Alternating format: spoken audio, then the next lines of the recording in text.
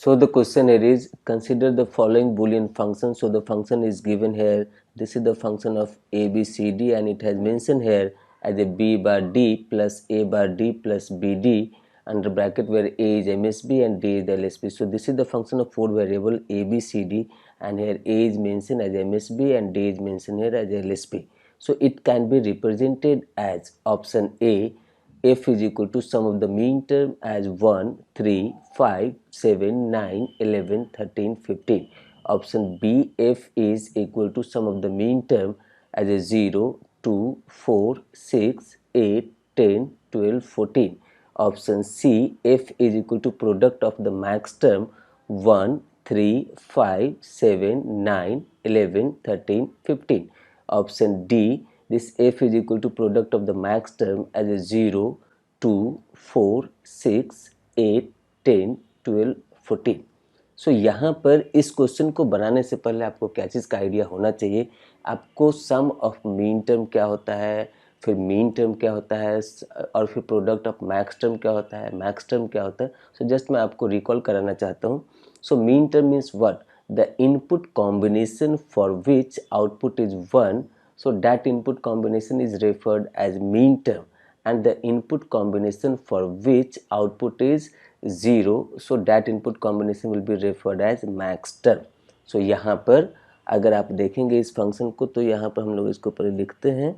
So this is f is equal to b bar d plus a bar d plus B D.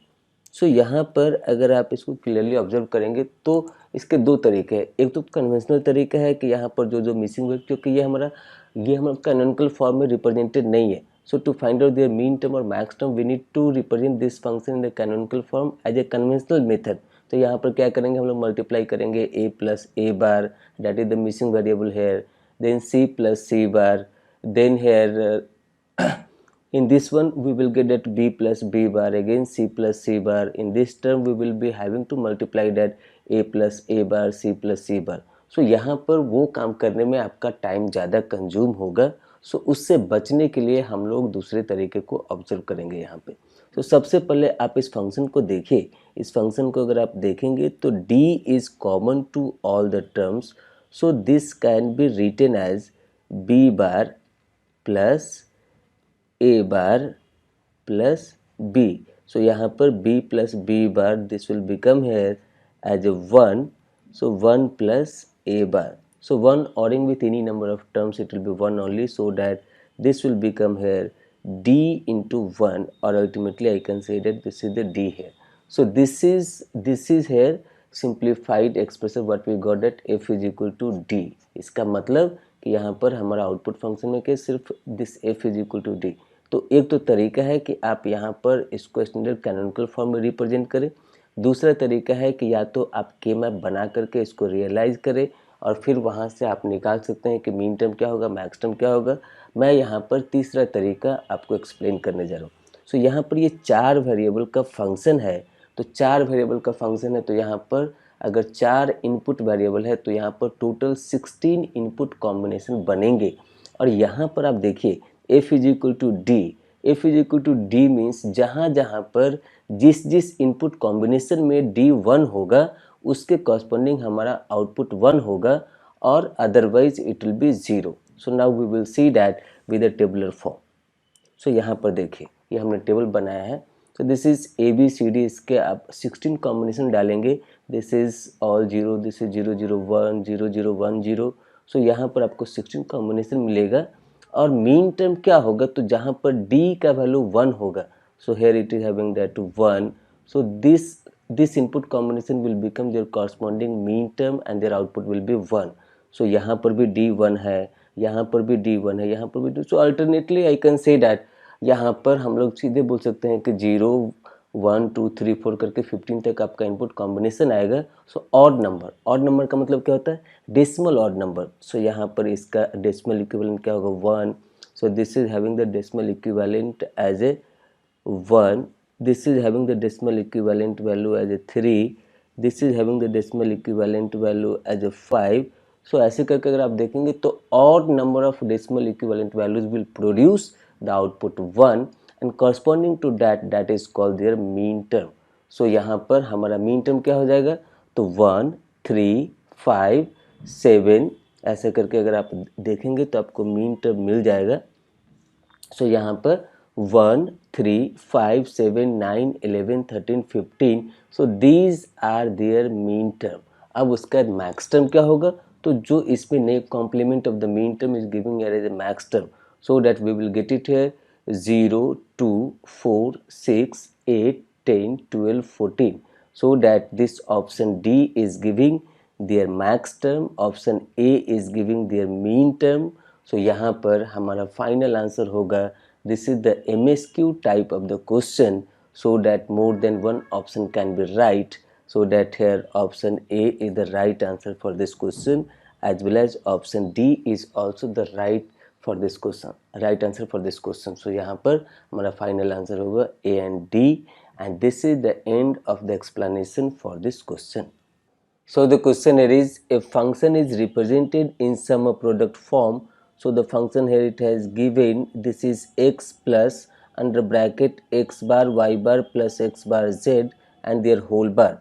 Their minimal product of sum is option A x plus y into z bar, option B x plus y into x bar plus z, option C x plus y into X plus Z bar, option D X bar plus Y bar into X bar plus Z bar. So यहाँ पर ये जो function दिया हुआ है इसके equivalent minimal POS form में हमको आंसर निकालना है। सो सबसे पहले इस फंक्शन को यहाँ पर लिखते हैं। So this is the function of X Y Z and here it has given this is X plus this is X bar Y bar plus X bar Z and their whole bar. So यहाँ पर अगर आप इस expression को देखेंगे तो X bar is common to both the term, so we can take it here outside, so that this can be written as X bar into Y bar plus Z and their whole bar. Now if will apply that here De Morgan's theorem, then this can be written as x bar of bar, it will become here x plus here this can be written as y bar plus z their whole bar. So this x plus x is nothing but as per their OR operation it will be x plus यहाँ पर फिर से De Morgan's apply करेंगे, so y bar of bar this can be written as y into z bar। सो ये हमारा simplified form आ गया और हमको निकालना है पीओएस, मिनिमल पीओएस। सो यहाँ पर ये जो ऑप्शन ए है X plus Y Z bar, so this is their minimal SOP for this function whatever it has given. So their minimal SOP function is x plus y z bar, but we need to find out minimal POS. So minimal POS means we can use that transposition theorem here to transform this SOP into POS. So as per the transposition theorem we can write this expression as a x plus y into x plus z bar by using the transposition theorem. So this is x plus y into x plus z bar.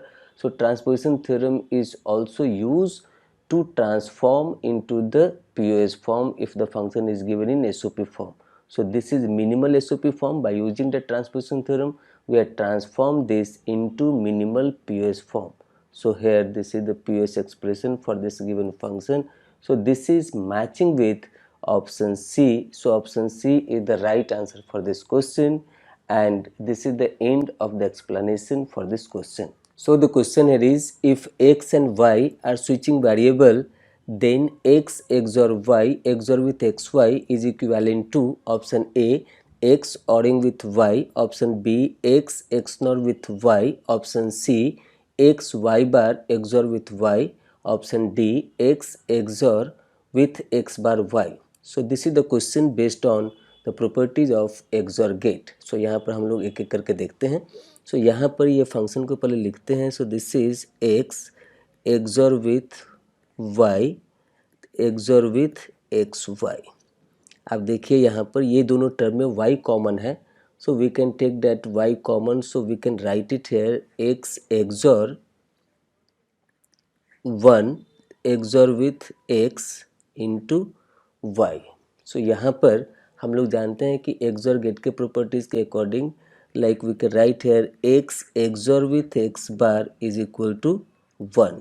सो यहाँ पर अगर ये 1 यहाँ पर आएगा so this x bar will go to this place, so we can write it here x XOR with 1 or 1 XOR with x is equal to x bar।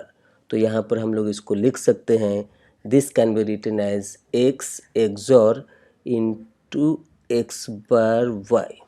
सो यहाँ पर अगर हम लोग इस एक्सप्रेशन को देखें तो ये ऑप्शन डी से मैच कर रहा है, तो एक तो आंसर मिल गया। And this is the question based on that multiple select question as per the new pattern, तो हमको और भी ऑप्शन को चेक करना होगा। सो यहाँ पर एक तो ये हम लोग देखें। अब दूसरा देखते हैं कि यहाँ पर आप चाहे तो as per the associative properties आप इसको इंटरचेंज कर सकते हैं। सो यहाँ पर हम लोग इसको लिख सकते हैं X XOR with X Y XOR with Y. यहाँ पर हम लोग चाहे तो x को कॉमन लेंगे, so this can be written as 1 XOR with Y XOR with Y. So 1 XOR with Y can be written as X Y bar XOR with Y. So this is matching to option C. So option C is also right answer for this question. Option D already had marked it here. And this cannot be x XOR with y. You can check it. अब हम लोग इसके ऊपर check करते हैं। So यहाँ पर ये जो एक्सप्रेशन हमारा आया है, so this x XOR with x bar y, हम लोग इसको एक टेम्पोररी वेरिएबल मानते हैं। So this I am equating here let k. So k is here x bar y, तो k बार क्या हो जाएगा, तो k बार हो जाएगा हमारा x बार y का whole bar. So this can be written as x plus y bar. So x bar of bar it will become here x plus y bar. अब यहाँ पर हम लोग इसके जगह पे k को डालते हैं। So this we can write it here x XOR with k, और इसको एक्सपैंड करेंगे तो हम लिख सकते हैं x बार k प्लस एक्स के बार। अब यहाँ पर आप k के वैल्यू को डालिए और k बार के वैल्यू को डालिए तो दिखेगा x इंटू ये हमारा x बार है, so x bar into X bar y as a k value plus x, और k बार का वैल्यू क्या है, so this we can write it here x plus y bar. So यहाँ पर ये हो जाएगा x bar into X bar it will become here x bar. So this we can write it here x bar y plus यहाँ पर x into X क्या हो जाएगा x plus x into Y bar.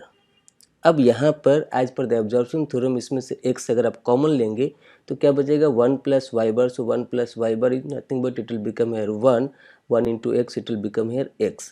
सो इसको हम लोग लिख सकते हैं x bar y plus x अगर आप बाहर लेंगे तो इसको लिखेंगे 1 plus Y bar. So this can be written as x bar y plus x, और ये 1 plus y bar will become 1, so x into 1 it will become here x। अब यहाँ पर आकर के आपको ट्रांसपोजिशन अप्लाई करना है, तो इसमें अगर आप ट्रांसपोजिशन अप्लाई करेंगे so we can write it here x bar plus x into Y plus x। So x bar plus x is nothing but it will become here 1 into y plus x, so we can write this as a x plus y also. So here we got that option A is also the right answer for this question. You can check it with option B, this will not come for this expression, and here by this way that option A, I can say that option A comma C comma D will become that all the option this A C D are the right option for this question as a multiple select question। और इस तरीके से आप gate के exam में ये सारी चीज़ को केयरफुल करेंगे। ये रिजल्ट जो हमने यहाँ पे दिया है, ये रिजल्ट आप अपने नोट में ज़रूर नोट करेंगे कि this x XOR with y XOR with xy is equal to x plus Y. ये आपको बहुत काम आएगा और भी प्रॉब्लम को सॉल्व करने में। ये एक रेडीमेड रिजल्ट हमारा निकल के आया कि x XOR with y XOR with xy is equal to x plus Y. इसको आप एक थ्योरम की तरह ट्रीट कर सकते हैं और ये आपको बहुत काम आएगा और भी फर्दर प्रॉब्लम को सॉल्व करने में। सो ये सारी चीज़ पहले से अगर आपका प्रैक्टिस किया हुआ है तो वहाँ एग्ज़ाम में देख के आपको फोबिया नहीं होगा, आप आराम से इसको अप्रोच कर सकते हैं इस तरीके से और फिर आपका आंसर आसानी से आ जाएगा। So by this way, this is the end of the explanation for this question. So the question here is, consider the function f is equal to x XOR y XOR with z bar, comma, their sum of mean terms is option A, f is equal to sum of mean term as a 1, 3, 5, 6, option B, f is equal to sum of mean term as a 0, 3, 5, 6, option C, f is equal to sum of mean term 1, 2, 4, 7, option D F is equal to product of maxterm 0, 3, 5, 6। So यहाँ पर इस function के लिए हम लोग को minterm या maxterm निकालना है। तो सबसे पहले हम लोग इस फंक्शन को लिखते हैं। So this F is equal to X XOR Y XOR with Z bar. यहाँ पर आपके क्लैरिटी के लिए हम लोग इसको एक डमी वेरिएबल मानते हैं, इसको भी एक अनदर डमी वेरिएबल मानते हैं। So let P is equal to X XOR with Y and q is equal to Z bar. So यहाँ पर p is equal to X XOR Y है, तो p बार क्या हो जाएगा, p bar will become x NOR with y, और इसका expansion क्या मिलेगा, so this will become x bar y bar plus x into Y. Similarly for this one, if q is equal to Z बार, तो q bar क्या हो जाएगा, सो this will become here z। अब यहाँ पर ये आसान हो जाएगा इसको एक्सपेंड करना। सो यहाँ पर इसको लिख सकते हैं P एक्सॉर विथ Q, और इसको जब एक्सपैंड करेंगे तो हमको मिलेगा P बार Q प्लस P Q बार। अब यहाँ से P बार Q बार के वैल्यू को डालिए, तो यहाँ पर मिलेगा आपको P bar is equal to X bar y bar plus x into Y, और Q क्या है, तो Q है हमारा z बार। सो यहाँ पर लिखेंगे z बार प्लस p क्या है हमारा, p is equal to X XOR Y. So this we can write it here as a X bar y plus X Y bar into q bar क्या हो जाएगा, z। तो यहाँ पर जब आप इसको फर्दर एक्सपैंड करेंगे तो मिलेगा x bar y bar z bar plus X Y z bar plus X bar y z plus X Y bar Z. So इसका मीन टर्म क्या मिलेगा, तो ये मिलेगा आपको 0, ये मिलेगा आपको 1, 1, 0 मीन्स 6, ये मिलेगा 0, 1, 1, so this will become here 3, यहाँ पर मिलेगा 1, 0, 1, सो ये हो जाएगा 5। तो यहाँ पर इस फंक्शन का मीन टर्म क्या मिल गया, तो मीन टर्म मिल गया हमको 0, 3, 5 एंड 6। अब आप ऑप्शन से इसको मैच कीजिए, तो ये हमारा ऑप्शन बी से मैच कर रहा है। और यहाँ पर अगर ये मीन टर्म है तो ये वैल्यू हमारा मैक्स टर्म में नहीं हो सकता है, सो डी नहीं होगा।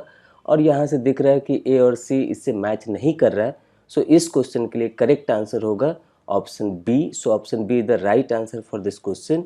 And by this way, if you have that knowledge of this expansion and about the mean term max term, then you can easily expand this and you can easily get their mean term or max term whatever it is required.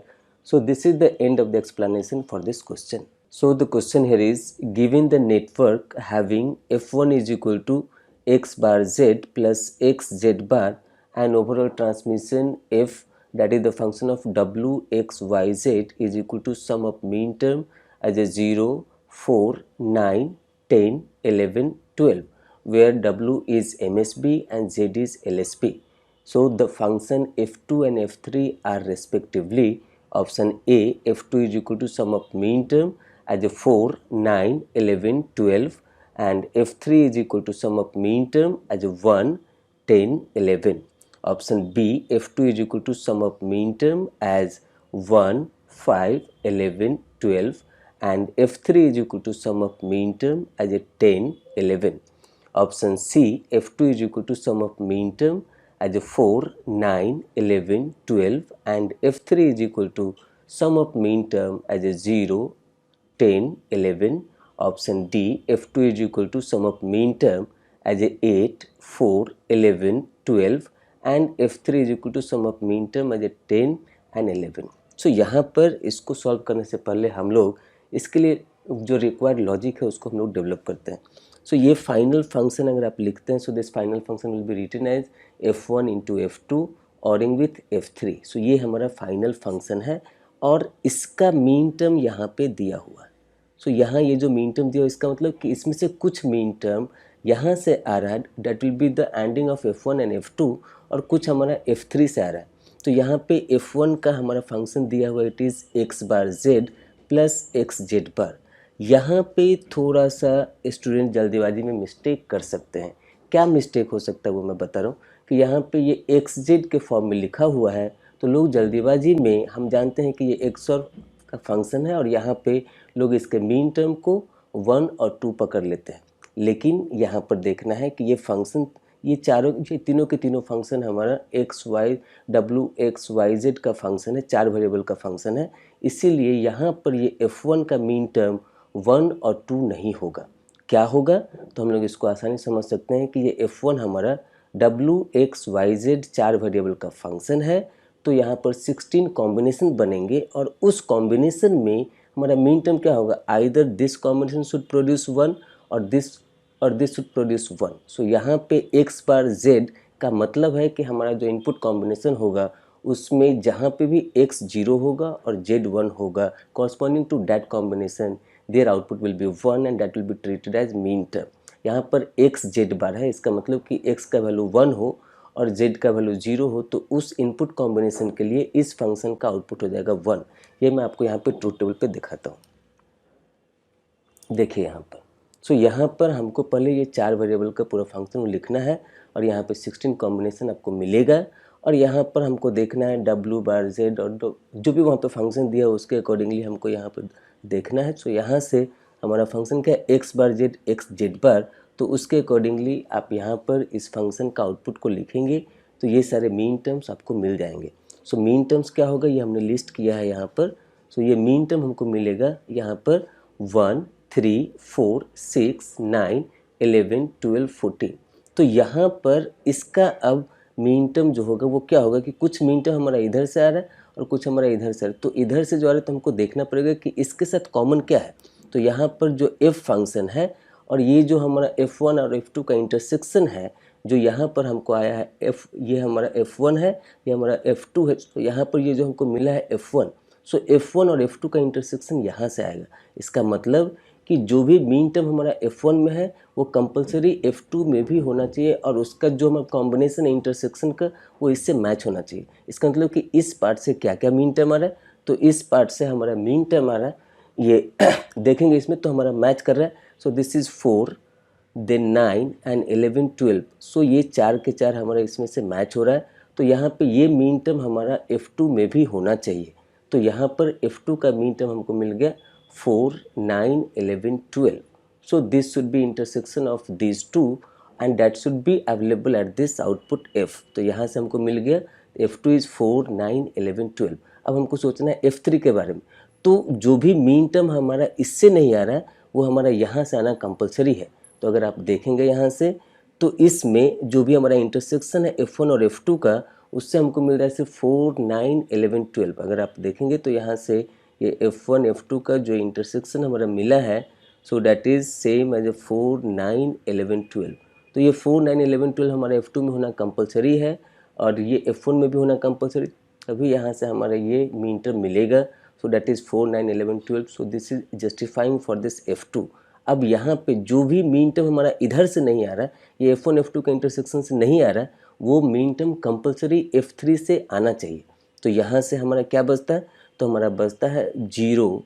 ये हमारा इसमें से नहीं आ रहा, यहाँ से नहीं आ रहा। इसका मतलब कि 0 हमारा इधर से आना कंपलसरी है और उसके बाद क्या नहीं आ रहा, तो 10 भी नहीं आ रहा। तो हमारा 0 और 10 ये F3 का मीन टर्म होना मस्ट है to justify this F as a these many minterms. So यहाँ से F3 के लिए कंपलसरी क्या हो गया, तो F3 के लिए कंपलसरी हो गया हमारा 0 10। अब आप देखेंगे यहाँ ऑप्शन में तो 0 और 10 यहाँ पे आपको दिख रहा है। So this is 0 this is 10। अब तीसरा भी इसमें है 11। क्या 11 इसमें रह सकता है या नहीं? तो हम देखेंगे कि यहाँ पे अगर इधर से आ रहा है और ये इसका मीन टर्म है तो यहाँ पे भी है तो कोई दिक्कत नहीं, क्योंकि यहाँ पे 1 ऑडिंग विथ 1 आउटपुट विल बी 1। तो अगर यहाँ पे 11 है जो कि इसमें भी है, ये इसके इंटरसेक्शन में भी है, तो यहाँ पर हम इसको ले सकते हैं। सो यहाँ से जो हमारा आंसर आया सो F3 के लिए 0 10 होना कंपलसरी, और ये जो हमारा टर्म है ये रिडंडेंट है, ये होगा तभी ठीक है, नहीं होगा तभी ठीक है, लेकिन यहाँ से कोई ऐसा टर्म नहीं होना चाहिए जो इस फंक्शन को अल्टर कर दे। तो इसीलिए हमारा यहाँ पे ये जस्टिफाई कर रहा है F2 के लिए ये मीन टर्म और F3 के लिए ये मीन टर्म, और F हमारा दिया हुआ है और F1 हम यहाँ से निकाल सकते हैं। तो इस तरीके से इस क्वेश्चन के लिए ऑप्शन सी हमारा सही आंसर है। और यहाँ पे इससे घबराने की बात नहीं है। अगर इस टाइप का क्वेश्चंस गेट में आता है और अगर आप इस लेवल के क्वेश्चंस को प्रैक्टिस करके पहले से रहते हैं तो वहाँ पे आपको क्वेश्चन को एनालिसिस करने में काफ़ी आसानी होगी। और सबसे पहले ना हमें वहाँ पे क्वेश्चन को अच्छे से पढ़ना है, क्या क्या हमारे पास गिवन डेटा है और हमको निकालना क्या है, और अच्छे से उसको एनालाइज कर पाएंगे तो फिर आपका आंसर सही से निकल जाएगा। और इस तरह के क्वेश्चन गेट में आते हैं, इससे पहले भी इस टाइप के क्वेश्चंस आ चुके हैं, तो यहाँ पे इसकी संभावना बनती है कि इस टाइप के क्वेश्चंस आएंगे। अगर आप इस डिफ़िकल्टी लेवल तक इसको सॉल्व कर लेते हैं, इस टाइप के क्वेश्चन को सॉल्व कर लेते हैं, इस लेवल के क्वेश्चन को सॉल्व कर लेते हैं, तो वहाँ एग्जाम में आपके लिए काफ़ी आसानी होगा। So now this is the end of the explanation for this question.